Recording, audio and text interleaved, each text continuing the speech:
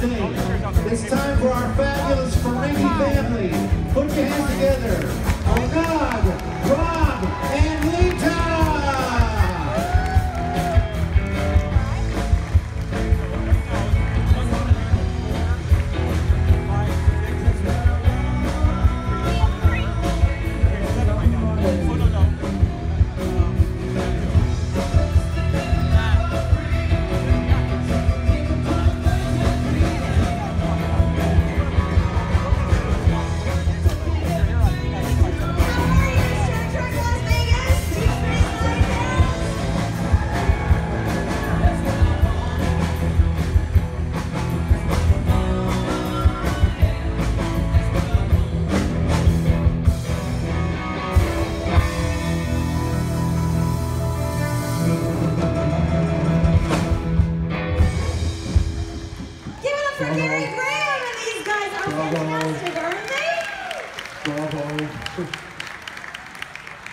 How are you? Are you having a good con? I'm so glad, because we love you. I think with an opening like that, I think we need to ask Aron to just go ahead and make it official and do the Ferengi love song dance, don't you? I don't think I need to anymore. We should just start out with that. I think I just did. Oh, come on. That was the extra special.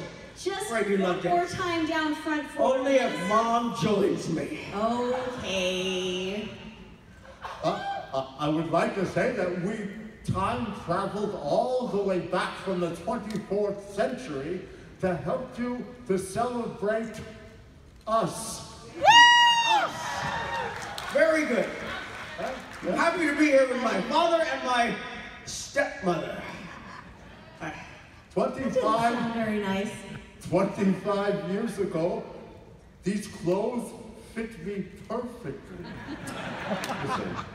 Nog's had a little too many jelly donuts. It's a little tight. As a matter of fact, We've just been having fun on Ferengi and we're all pregnant. How's that? I'm pregnant? Never mind. 25 years. You know, you can come around. So you can come around. We're an old married couple now. 25, that's right, 25 years ago, I could only fantasize about being with Leeta, the Davil girl. And now it's like, Ron, would you take out the trash? And 25 years ago, my stepmother was the Davil girl in the bar that I fantasized about. That's gross. That's really weird. That's just gross. Nog has issues. It's a joke I say again and again and again, because I haven't gotten over it. Dude, that's your mom. Dude, that's your mom. Right. It's always a little awkward hanging out with Mom and Pops. And, you know, we have many stories to tell, but we love to hear from you too. So if anyone has a question, we'd love to... Wait, Dad, didn't you have a song to sing? Oh, you have a song first? I guess not. I guess I was wrong. I wasn't planning on it. Do we have to kill time so quickly? We can No, sing. I wanted to hear you sing, because everybody loves to hear Ron sing, right? Yes. I thought you always had one queued up. I just like watching you squirm just a little bit. Dr. Ben, paging Dr. Ben. This is Grand Nagus Rob, trying to communicate with the younger generation of Ferengi on Ferenginar. He comes up with a rap song, and he calls himself Rom DMC. Rom DMC. I'm Rom, R-O-M, that's Rom. Let me tell you where I'm coming from. I want to show you I'm hip, I want to show you I'm cool. I got a son, Nog, in Starfleet School. That's Nog, the dog, at the academy. If he graduates, how cool that'll be. The movie by something mother and Clark of my righteous brother. Oh, I always wanted my brother's bar, but he says that's a dumb idea, that's bizarre. He said, you can't have bar, you ain't ready yet. And then he called me Rom, you idiot. Oh, Rom! But I'm no idiot. I'm no idiot, I'll tell you why. I got me a double girl, she's so fly. Leeta's my woman, I don't call her my hoe, cause she'd slap me upside the head for show. When I met her, I was thinking romance. You other guys just wanted to get into her pants. But now every night she says it's me who rocks. And finishes me off with a little max. We like to say max. Max. So I'm chilling with Quark, my brother, my homie. Along comes a Cardassian, but he don't know me. Says, you think you're tough? You think you can take us? Don't you know you're messing with the Grand Nagus? I had a bar of latinum, I shined it and shined it till that poor Cardassian, he was blinded. Then I stood up and kicked him in the Terok Nor. We waved peace out as he crumpled to the floor. Whoa! I'm no idiot. No idiot. This is Rom DMC with the mic in his hand, but I guess you better call me the Nagus Grand, cause I'll never be one of them real hip-hop singers, cause I can't figure out what to do with my fingers. Finger! That's it. That's all you got. You lost the middle in there. I apologize, Rom's, I lost my dentures fell out, but that's what would real, that's You have your teeth in your hand. Yeah. That's gross. They as I get older, they fall out more and more easily. They do. Yeah. That's beautiful. So now everybody else do something. Everybody else do. Well, unfortunately, go ahead. We have songs. We have plenty of songs if you want them. I don't have any songs. I don't sing. I'll dance. You'll dance. That's what I want. But I don't think that's as fun as the earlier dance. That was fun. That was fun. I want to do that again. Do it. Thank you. Can you even see that back there? It's a little tighter than it was back 25 years ago. Just saying. The clothes were okay. Just a little. No, it's hard to keep up. Once I figured out how to replicate jelly donuts. I think I fixed my teeth. Thank God. Yeah. They're in now. They're good. They're great. Okay, good. You look good. I think you look great. Thank you. You look great. Thank you. I am the Grand Nagus of the Ferengi Empire. Show them your walk. Show them your walk. Well, 25 years ago, females in the presence of the Grand Nagus would have to take off all their clothes. Yeah, I don't know how we went from walk to female clothes. Oh, you said That was I quick. was a Grand Nagus. But Yeah. now women can keep their clothes on. Excellent. And that's why, thankfully, Mom has her clothes on. Thankfully, yeah. You want to see? That would cost extra. Yes! Who wants to see Rob's walk? The famous walk that he even had in the second episode.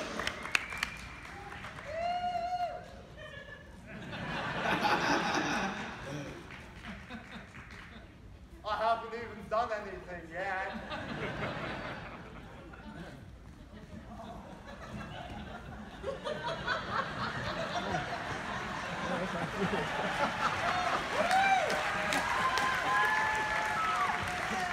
Oh, Ron. Isn't he cute and very sexy?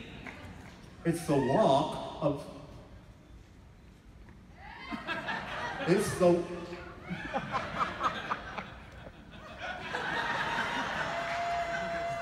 It's the walk. Wrong way. It's the walk of somebody trying to catch up to someone else, like Quark, but not wanting to startle him. Yeah, that's where it comes. Here. Ready, go. Well, that didn't work. That was great improv there, huh? What are you? That's not it. What are you doing? You were gonna follow me like you didn't want to startle. You have to learn. You have to learn the walk. But you know the dance. I don't know the dance. No, I wasn't doing your walk. I was walking so you could demonstrate how you follow without startling. How long do you think we can milk this? We used to do whole scenes, right? I could milk We used this to for actually hours. have dialogue and do television for a living, and now we just walk across the stage. It's not, I don't know. You want me to walk No, on? here's not bad. why. I love how you developed your character. You did a fabulous job of developing Ron. Yeah? Yeah. Fantastic. And you set a lot of standards and bars for yourself that are very specific to Rom. And I love that, and people enjoy that, and I love talking about it and showing that. Oh, thank you so much. Thank you so much for thinking that I had something to do with that. You did, because there was nothing in the script with a visual that said walk like this. No, but we had writers like Ira Stephen Bear, yes, and Renee Echevarria, Ron Moore, and Ons, Robert Wolf. I can't think of all the names. Yeah. I'm helping. Who will be here this weekend? They wrote down what? Credit where it's due. They wrote down stuff, and I just did what they told me to do. But you embellished on it beautifully. You did. You embellished on it beautifully. You made it your own. Thank you. So, with that, I have a question for Max. Since on our show, Garrett and I do a show, we're rewatching DS Stunning. Actually, I'm watching it for the first time.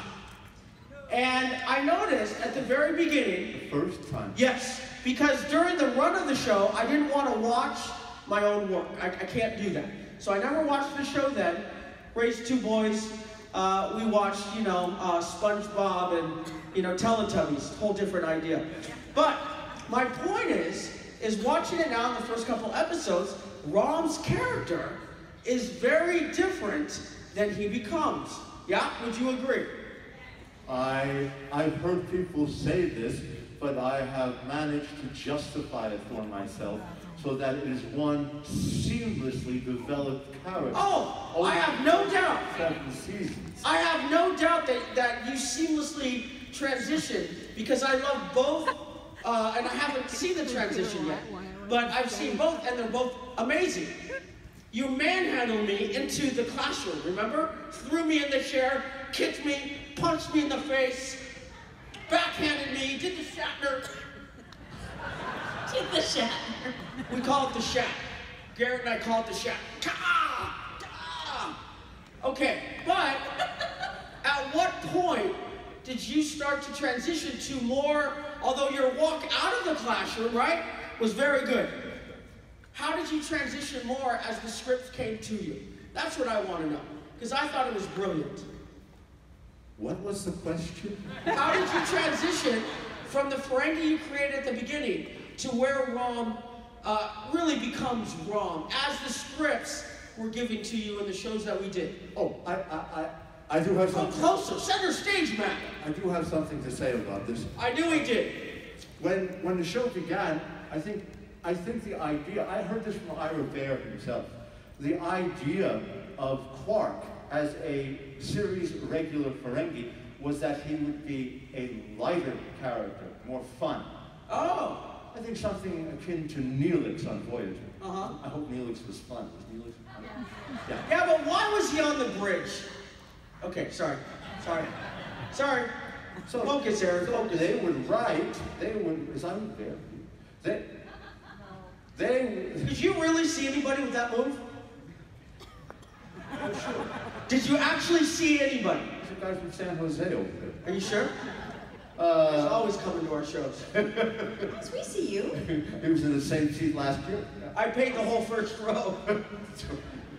Okay, go back to the question. It's nice that we're entertaining ourselves. I think so. I think they're in shock. So the question is your character development, Max. Am I supposed to moderate this too? I don't know. Your character development. How does your transition? The start and the arc and the finish.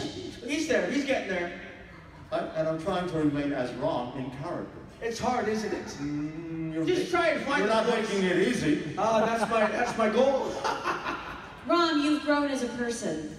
How'd that go for you? So they thought Quark would be a lighthearted character, and they wanted Rom to be a pit boss, tougher pit boss. Yes. Step up, fortunes, fates, await you today, my friends. Place your wages. Please, place your wages.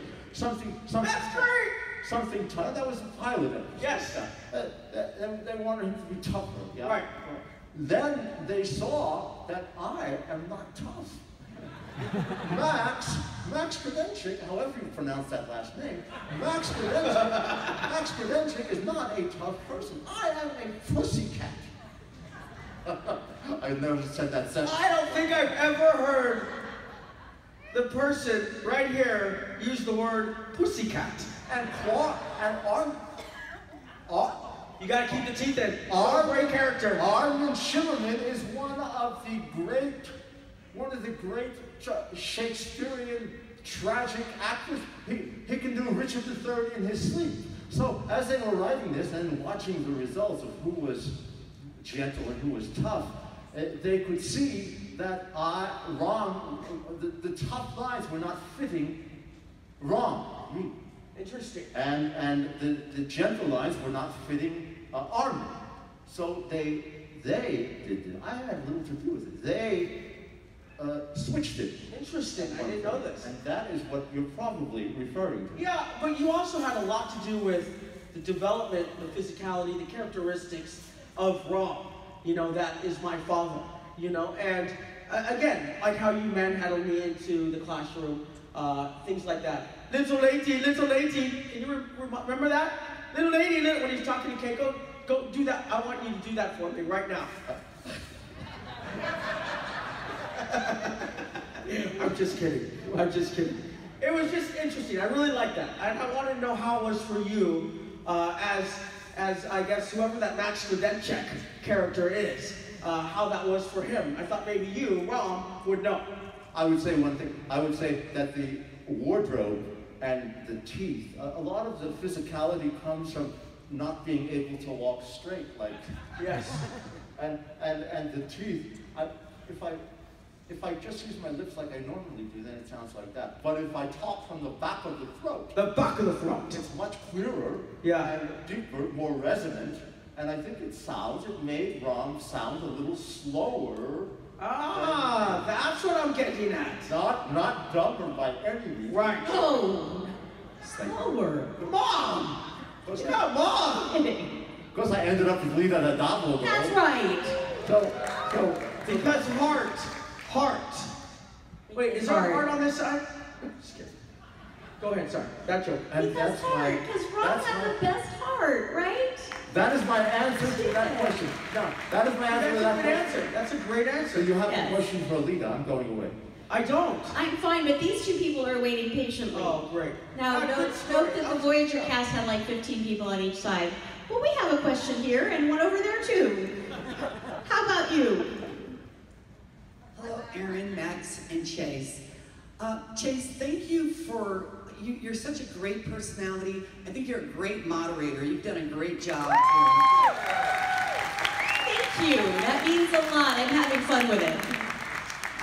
Yes, and thank you for, coming all these years and supporting Star Trek. Thank you. Look who's talking. Thank you. What I wanted to know is, you weren't the stereotypical sort of bar girl or double girl. Did you fight for that, or was it just written in, or what? You would not take any mess from court. That's what I... Thank you for asking. It was written in at the beginning of the, just in the very first episode. I personally noticed, and I think a lot of people realized, that Leeta wasn't the kind of Dabo girl that would go up to the cute doctor and say, "Hey, baby, let's spin the wheel." It was more like, and there was a coyness about Leeta and a wisdom, actually, in approaching the doctor with a different kind of energy, and it's maybe a shyer energy and still a flirtatious one, but not in a gross, icky, dirty way. Not in a Dabo girl as you know them way, and I love that about Leeta, and I think that's one reason she got to be with the best man on the station. Hi, honey. Hi, Rom. So I love that arc. I love that, all the different levels that they put into Leeta. Would I like to see more guts, more intelligence, more? I think Leeta was very intelligent. Would I like to see those things played out in a bigger, deeper, stronger way? Sure. But I was very grateful for what we had. One more question, Aron. I thought the chemistry with you and Sarah was wonderful. I loved when you did scenes together. Can you talk a little bit about that? How did you develop that rapport with each other? Yes, well, fortunately, when I came on the show, I was in full makeup. So that's when I first met Sarah. So then I was about 10 jelly donuts less, and I looked really, really young. So he thought I was a kid already. Me, being the immature adult that I was able to jump right in and goof around with him without any problem whatsoever. So we bonded right away. Then when he saw me out of makeup, he took a double take. Oh, wow, you're an adult who looks like an 11-year-old. But, you know... I wouldn't say you're an adult. I mean, not in a bad way. None taken. I was 23 and looked 11. So, you know, that's one of the reasons I think that I was able to play the role of Nog that you see here.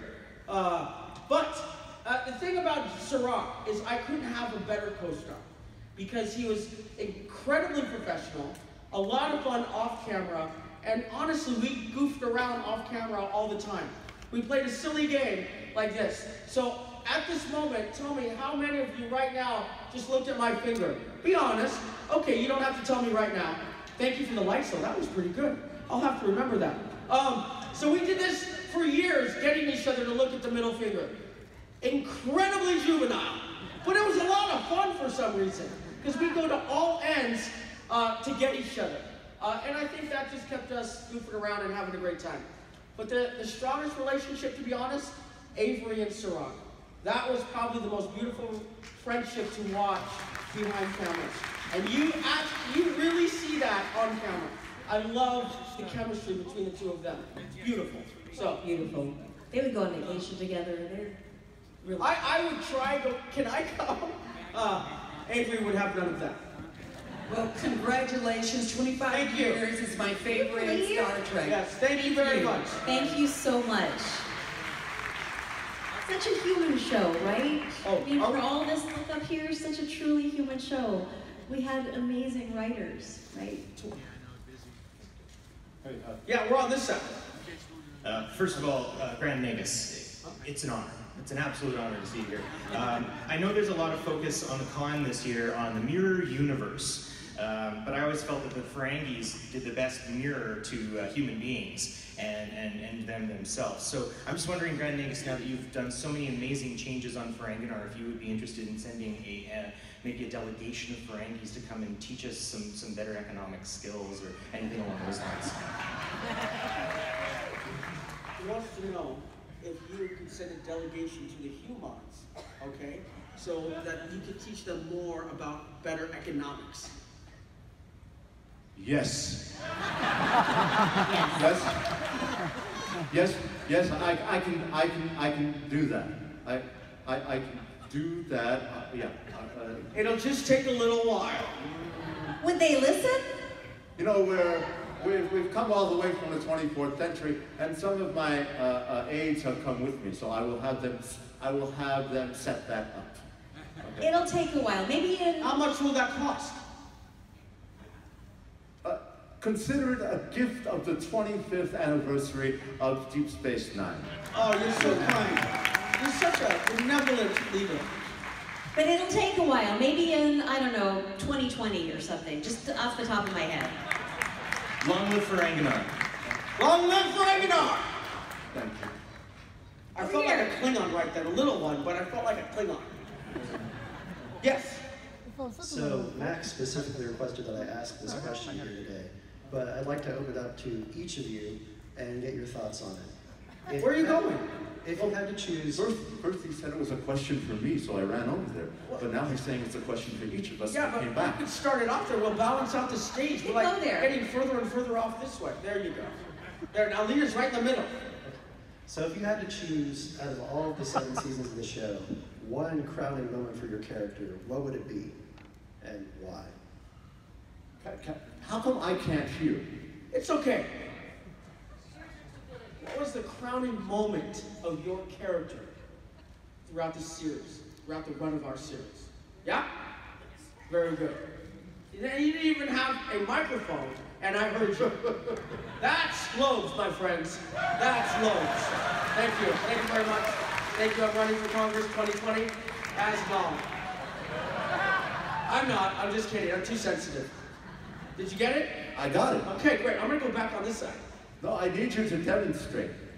Huh? I need you to demonstrate. It's not a demonstration, it's an answer. There's nothing physical about it. Right. You answer the question. What was your crowning moment? I know the question. I understand your question. Okay, don't get mad. Don't get mad. I'm so sorry, I'm not everyone. mad. You get mad. I'm so You sorry. haven't seen me get mad. I'm not mad. That was great. Do that again. My answer. Every kid laughs at their parents when they get mad. Most, right? My answer has a visual element to Right. it. Show us. You have to come over here. Oh, I have to come over. You're not going to hit me, are you? I'm gonna let them go. Oh, you're going to hold my hand. No. There's a great story with him wanting to hold my hand. Okay, tell us and show us your crowning moment. Well, there are a lot of nice moments that I was given to play. Why am I here? Can you just have a little patience? Sorry, I Just apologize. answer the question. Do you not want to be a part of my visual Yes, answer? I do. I'm so sorry. You don't have to be. I'm so sorry. I'm right here for you. Just let him answer the question. I'm sorry, Bob. Really? The answer would have been given already. I If you said I'm if you sorry. just would have I come on said to I me. was sorry We 20 would be times. done. We would be on to your favorite moment. Yes. And then on to Chase's favorite Yes, moment. there's Rob. Show me more.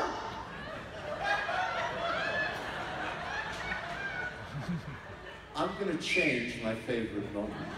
Go back over here.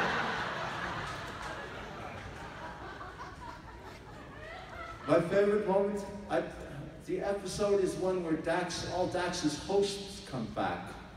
What is it? I'm not Dax. Towards the end of season 3, I think it is. Dax. And we're the B story in the episode, and he has taken a test to try to prove his value to Starfleet Academy. And Quark sabotages the test. And Ram figures that out, because he really wants to go to Starfleet Academy. And I want him to go to Starfleet Academy because he's my son and I love him dearly, and I want him to be better than I was. And I could never, I mean, I'm so proud of his desire to better himself. So I find out that Quark has sabotaged the test. Quark is walking down a long corridor, and I am behind the wall on the intersection, and I was being Quark. and I rush at him, and I grab him by the lapels, and I say, I know what you did. I know what you did. If you ever do anything to hurt my son again, I will burn the bar to the ground. And then I push him against the wall.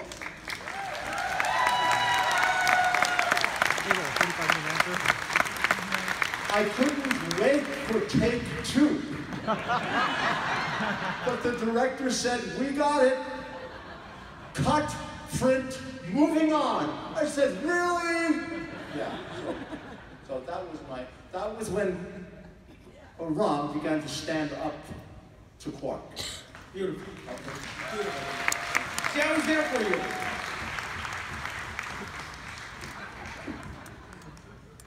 Chase?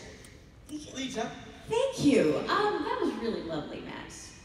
It took long enough. Okay, yeah. Well, you had to go on and on. Because of you. Wow. This is why I went to Starfleet. All right. So I think for Leeta, there were a couple of moments like that that really resonated with strength as well that stand out in my mind. Well, teaching Quark how to be a woman, that, like, you know, it doesn't really get any better than that. But in terms of actual strength, I loved when Leeta wanted to stay with Ram after we got married and we, you know, I was leaving the station and there was this moment of whither thou goest, you know, and for the growth of this character who could have just been a money-hungry woman that was running the Dabo wheel and having all of life's pleasures handed to her, to be so in love and see so clearly the beauty in Ram and how your heart just shone above everything else that life could offer me, and to see how you became the man that you were and stood up in the ways that you did. And that was worth everything to me, worth even sacrificing my physical safety. And even before that, I wouldn't take no for an answer. I wouldn't allow us to have a prenup. And that was just how Ferengis did it. But no, we were never going to split up, ever. You were going to be my man forever. And I think that that kind of love is probably why Leeta's still on this stage or asked back ever, because it's a very Star Trek theme to really love someone because you see who they are, even when other people don't. And Max was, Rom, sorry I'm going on about this, but Rom was unseen, being the kid front brother. And no, to see who someone is, even when it's not blaringly loud, is a beautiful thing in life. A very Star Trek message. So I love that Leeta did that.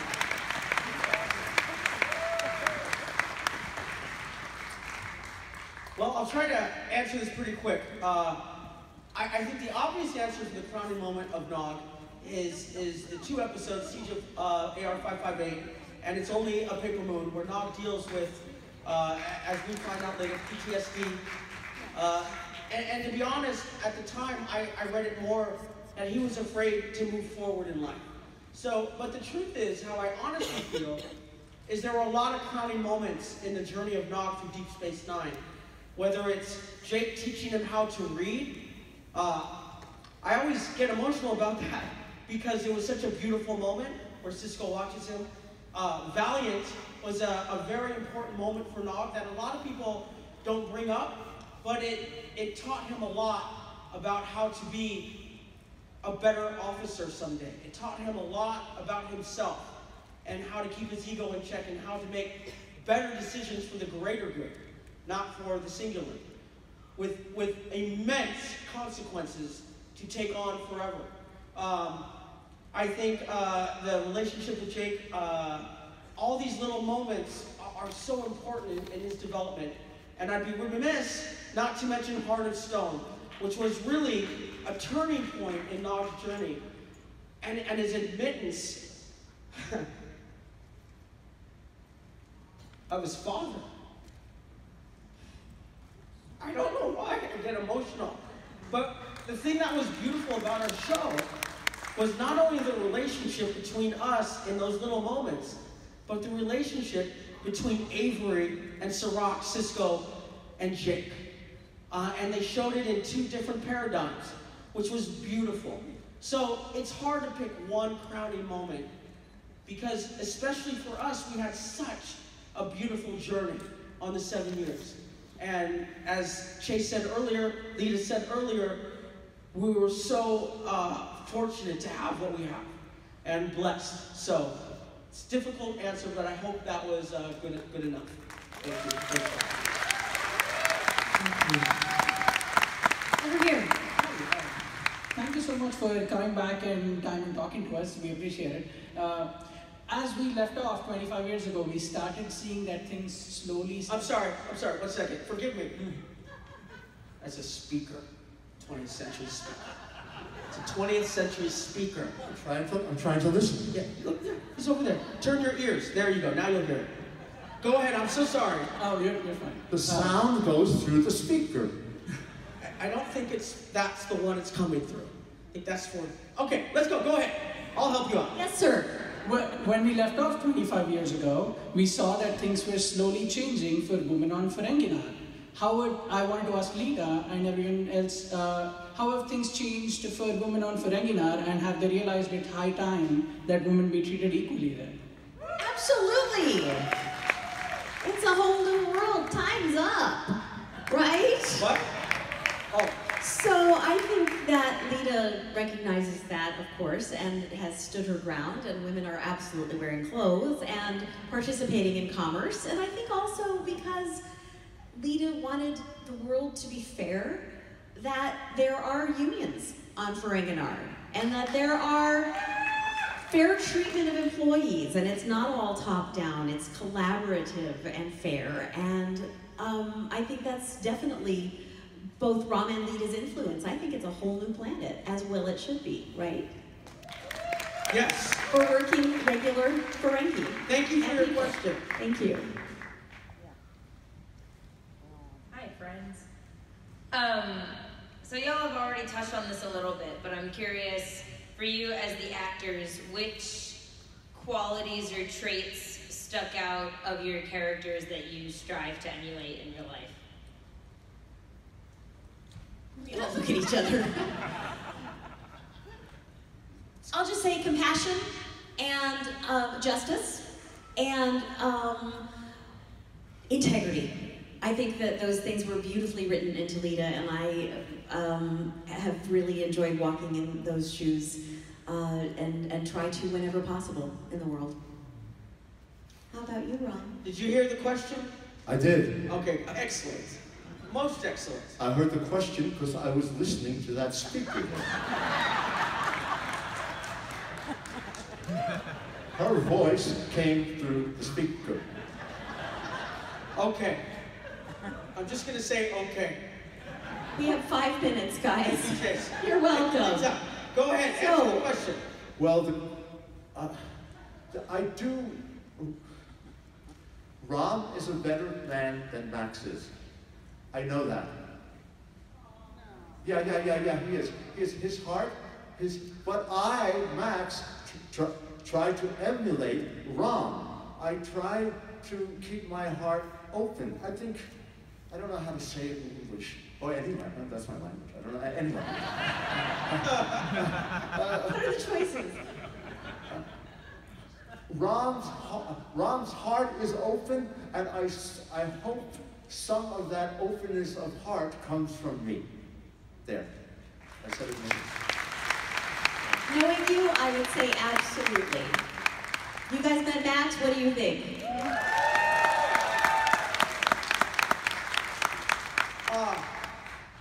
Integrity is huge in Nog, and the desire to better himself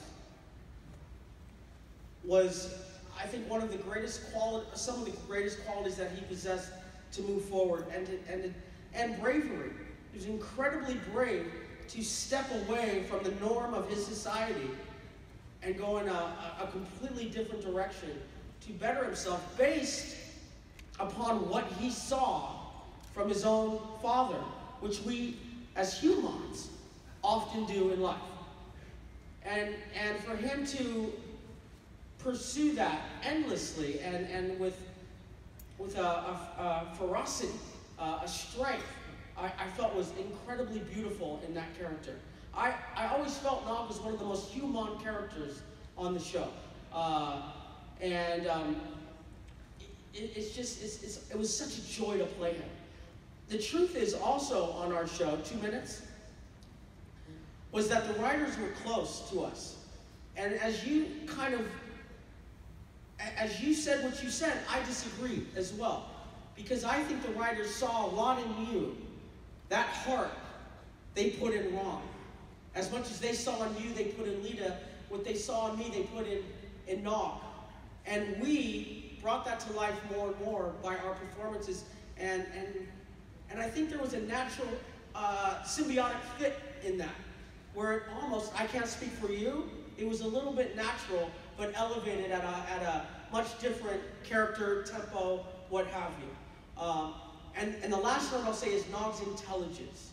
He's very intelligent, he's very smart. And all that together is why he becomes captain and admiral someday. And Harry Kim is his first officer. And now the band is coming out, which means we have to wrap it up. Do you have a fast question, like 1 minute? 1 minute. Gary takes forever to get his guitar ready. Only 1 minute. This is easy. Max/Ram, in memory of the actress who played Moogie, Cecily Adams. Can you lead the audience in a cry out for Moogie? Perfect. And come center stage. End the show. Max, you got to be center stage. Excellent ending. Excellent ending to our show. But I have one other thing we need to say after that, but yes, go. No, mention. You need to mention. And we loved Cecily Adams. Oh, Cecily, before we close, I forgot. I reminded you. Go ahead. Thank you. Our makeup artist, John Paladin, is here somewhere. And he's over there. And he will make you up as anything you want to be if you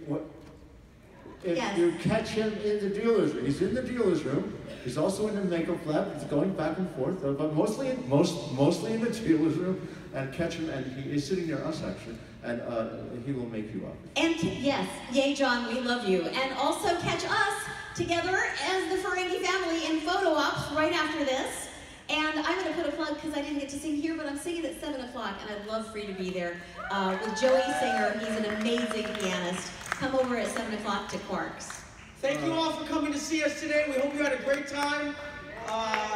And Cecily you got to Adams. finish it with your big bang. Cecily Adams, who was watching down over us, a great actress, a great movie, and she died too young, and we miss her. And Moogie.